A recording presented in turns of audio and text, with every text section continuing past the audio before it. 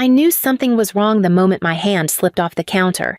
It was like the world went soft around the edges, colors draining into each other, sounds stretching out like I was underwater. I'd only had half a granola bar all day, not because I forgot to eat, but because every time I reached for food in that house, someone had something to say. My mom was standing across the kitchen, arms folded, watching me with that judgmental squint she always wore when I wasn't doing something for her. "Why are you leaning like that?" she snapped. "Stand up straight, you look sloppy." I blinked hard, trying to focus on her face, but everything was doubling in front of me. Please subscribe to our channel and tell us in comments from where are you watching this video. Mom, my blood sugar, I need... "Oh, stop with that," she cut in. "You always make excuses when it's time to help." I pressed a hand to the fridge door to steady myself. My fingers felt numb, tingling at the tips like they didn't belong to me. The floor swayed.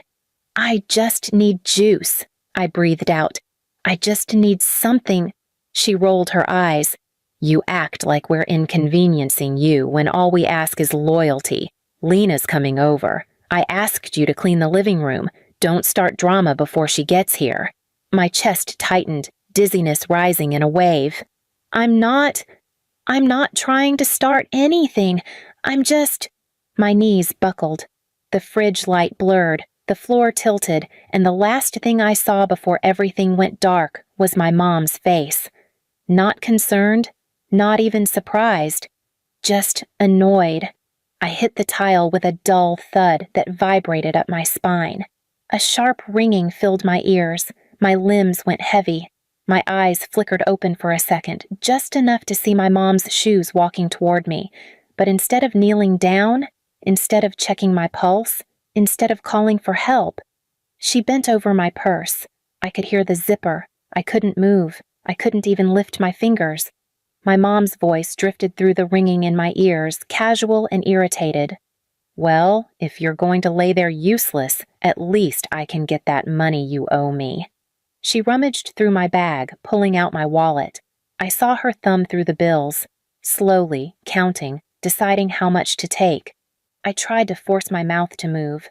"Mom, help." She ignored me. "Well," she muttered, shoving cash into her pocket, "if you're dying, you won't need this anyway." Dying. She said it like she was commenting on the weather. My chest rose shallowly, air scraping in and out. My vision went white around the edges. I heard my own heartbeat thudding weakly, slowing down like someone was turning a volume dial. "Don't you dare get up until you're done making a scene," she said to my limp body. She actually stepped over me, my mother, to grab her lipstick from the counter. Then she walked out of the kitchen. Just left me there, on the floor, barely breathing, barely conscious, barely alive. I'm not sure how long I drifted in and out. Maybe minutes, maybe 15. The air felt thick. My body felt cold. My sister Lena walked in next. Bright clothes, fake tan, expensive perfume. She stopped mid-step when she saw me. "Mom!" she yelled toward the living room in annoyance. "Why is she on the floor? This looks desperate." My mom called back casually. "She's pretending. Just step over her." Lena shrugged like I was a spilled drink someone forgot to mop and stepped around me. "Seriously, Taylor," Lena scoffed as she approached the fridge. "You always pick the most dramatic times to fall apart." She shook her head and pulled out a soda for herself, not even glancing at me again as she walked out. I couldn't speak. I couldn't move. I just lay there, barely able to breathe, while they criticized me from the couch like I was interrupting their afternoon. "Mom," Lena said from the living room, "should we call someone? She looks pale." My mom huffed. "She wants attention. Ignoring her is the only way she learns." I remember hearing them laugh about something on the TV. I remember hearing Lena unwrap a candy bar, the crackle of the wrapper loud and sharp as a blade. My stomach twisted, not from hunger, but from something deeper. The realization that my own family could watch me die on the floor and feel nothing, finally, after what felt like an hour but must have been less, my body jerked itself awake with a sudden surge. I gasped, my fingers twitched. vision sharpened enough to see the dusty tile under my cheek. I pulled myself up slowly, using the counter. Everything hurt, but I was awake, alive, barely. I stumbled toward the pantry and grabbed the first thing I saw, a container of honey. I squeezed a spoonful into my mouth with shaking hands. The sweetness hit my bloodstream slowly, a tiny spark of life flickering back on. When I emerged into the living room, still dizzy, my mom looked up. "Oh, look," she said with a slow smirk. "The show's over." Lena snorted. "You really should learn how embarrassing that was." I stared at both of them, for the first time in my entire life. I felt nothing toward them, no loyalty, no longing, no fear, no desire to please, just clarity. I walked to my room, shut the door, and sat on the floor again, but this time by choice. My hands were steady, my pulse was normalizing, my mind was sharp, and the anger wasn't loud anymore. It was quiet, cold, focused. They thought they could take my money, my dignity, my health, my body on the kitchen floor, but they hadn't taken the one thing they should have feared most, my decision, and they would regret the moment they chose my wallet over my life. I woke up the next morning with a headache so heavy it felt like someone was pressing a hand against the inside of my skull. My tongue was dry, my arms weak, and every muscle in my body had that hollow, shaky feeling that comes after a blood sugar crash. My mom didn't knock on my door. She didn't check if I was alive. She didn't care. I could hear her in the kitchen, humming while she made coffee. The same kitchen floor where she had watched me collapse like dead weight the night before. I sat up slowly, touching the spot on my cheek that still felt tender from hitting the tile. My clothes were still wrinkled from sleeping in them. When I stood, my legs trembled again, not from illness this time, but from remembering how easily they stepped over me. I opened the door. Lena was at the counter scrolling her phone, feet up like she owned the place. My mom was wiping the stove, acting like domestic goddess of the year. Neither looked at me. I walked in quietly, hoping for at least a glance of concern. My mom was the first to speak, without turning, without hesitation. "You better not pull that stunt again today. We have errands." "Stunt?" I repeated, voice barely above a whisper. She glanced at me then, a single cold glance. "You fainted on purpose. Don't deny it. You always do something dramatic when you don't want to work." I opened my mouth, but nothing came out. There was no point arguing. They didn't believe me. Not because the truth was unclear, but because they needed the lie. Lena laughed from behind her phone. "Seriously, Taylor. I told Mom you were exaggerating. No one really passes out like that from low blood sugar unless they're lazy." The humiliation burned, but the anger underneath it was colder now, sharper. It didn't swallow me. It steadied me. "I need my wallet," I said quietly. My mom turned, carrying her mug like it was a gold chalice. "Oh, right," she said without shame. "I used some of your money last night. You owe the house for groceries anyway." "I didn't agree to that." She shrugged. "You don't get to agree. You live here. You contribute." I took a step toward her. "Give it back." Lena snorted. "You're acting crazy again." My mom leaned back against the counter. "Look, you should be grateful we even let you stay. You're an adult who can't manage her health, can't hold a stable job, and still expects us to treat you like family. We're doing you a favor." A favor. Stealing from me while I was unconscious. Ignoring my medical emergency. Calling me dramatic for nearly dying. I felt something settle in me. Not rage, not fear, but clarity. "I'm leaving," I said. My mom blinked, then smirked. "No, you're not." "I am." "And go where?" she scoffed. "Who would take you? You can barely take care of yourself?" Lena chimed in. "You'd last 1 week out there. Not even." Their voices overlapped. Insults over insults, predictions of failure, warnings disguised as concern, threats disguised as advice. All the same words they used to trap me growing up. My mom stepped closer, lowering her voice into that tone she used when she wanted to break me. "You aren't leaving. You need us. Without us, you'd fall apart." A strange thing happened then. I didn't feel small. I didn't shrink. I didn't go quiet. I laughed. A short, sharp laugh that made both of them freeze. You think you saved me? I said. You nearly let me die for $40. My mom's smirk faltered. You think I need you? You couldn't even be bothered to check if I had a pulse. Lena rolled her eyes. Oh my God, here we go. You stepped over me, I said louder, pointing at her. You stepped over me on your way to the fridge. She stopped talking. My mom crossed her arms. We don't have time for this. You're being emotional. No, I said. I'm being done. The kitchen went quiet. You could hear the refrigerator hum. You could hear Lena set her phone down. You could hear my mom sharply inhale like she was preparing to attack. You leave, she said coldly, and don't expect a single thing from us ever again. Good, I said. Her eyebrows shot up. What? That's exactly what I want. Nothing. Lena scoffed. You're really going to throw away your family because you fainted? You're seriously that dramatic? I turned toward her. No, I'm throwing away the people who watched me almost die and cared more about my cash than my life. My mom clenched her jaw, annoyed that her tactics weren't working. Fine, she snapped. Leave, but you'll be crawling back. Watch me never crawl again.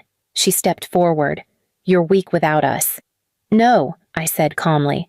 I was weak with you. Silence. Real silence. The kind they didn't know how to handle. I walked to my room, grabbed my bag, zipped it slowly, intentionally.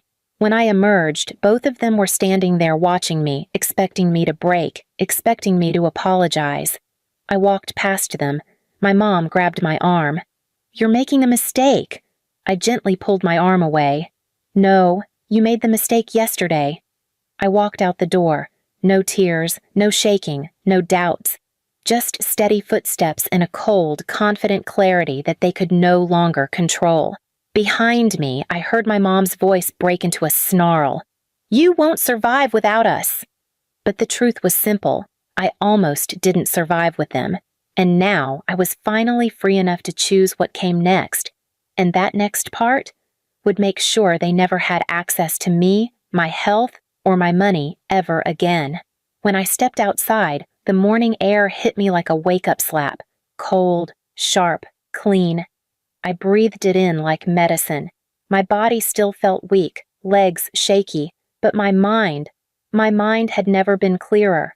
For the first time in years, I wasn't walking toward something they wanted. I was walking away from everything they built to control me. I didn't go far, just 3 streets down to the small community center where the town handled emergency records, assistance programs, and financial evaluations. It wasn't glamorous.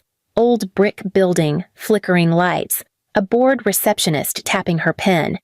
But it was the one place my mother never imagined I'd walk into, because it was the one place that could take away her power. I stepped up to the window. The clerk, a woman in her 50s with kind eyes, smiled professionally. How can I help you? My voice didn't tremble. My family is using me financially and ignoring my medical needs. I need to separate my name from theirs on every record. Her eyebrows lifted, not shocked but concerned. Do you live with them? Not anymore, I said. I'm done. She nodded slowly and slid a stack of forms toward me. These update household status, emergency contacts, and dependent financial responsibilities. Once these are processed, no one can access your accounts, request emergency decisions for you, or claim your support. Exactly what I needed.